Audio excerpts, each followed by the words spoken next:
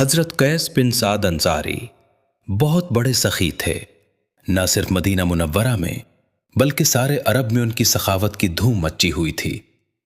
ایک دفعہ کسی نے ان سے پوچھا، اللہ نے آپ کو بہت بڑا سخی بنایا ہے، کیا آپ نے اپنی زندگی میں اپنے سے بڑھ کر کسی کو پایا ہے؟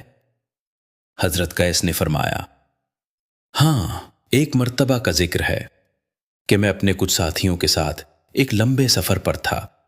جب ہم ایک جنگل سے گزر رہے تھے تو ہم سب تھک چکے تھے اور شام ہونے کو تھی۔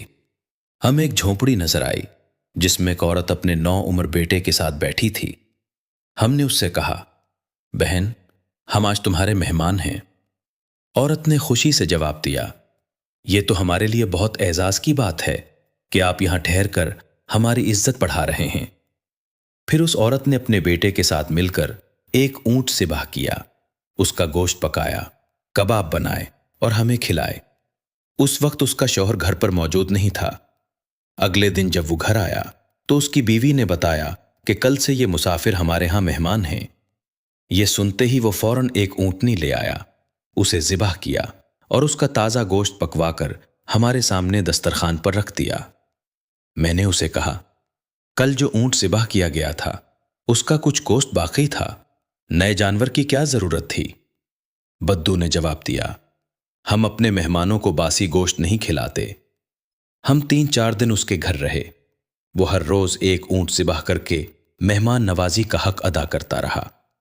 جب ہم وہاں سے رخصت ہونے لگے تو وہ گھر موجود نہیں تھا۔ میں نے 100 دینار اس کے گھر کے کونے میں رکھ دیے اور اس کی بیوی سے کہا، جب تمہارے شوہر گھر آئیں تو انہیں بتا دینا کہ ہماری طرف سے یہ معمولی سا تحفہ ہے۔ ہم زیادہ دیر نہیں ٹھہر سکتے، اس لیے اب ہم جا رہے ہیں۔ یہ کہہ کر ہم اپنے اونٹوں پر سوار ہو کر چل پڑے۔ رات بھر چلتے رہے۔ صبح ہوئی تو دیکھا کہ وہی بدو ایک اونٹ پر سوار تیزی سے ہماری طرف آ رہا ہے۔ وہ دور سے ہی چلا رہا تھا، اے مہمانوں، ٹھہر جاؤ، کیا تم میری میزبانی کی قیمت دینا چاہتے ہو؟ اگر خیر چاہتے ہو تو اپنی رقم واپس لے لو، ورنہ میں اپنے نیزے سے تم سب کو ہلاک کر دوں گا۔ ہم مجبور ہو کر وہ رقم واپس لینے پر راضی ہوئے۔ تب جا کر وہ واپس پلٹا اور ہمارا پیچھا چھوڑا۔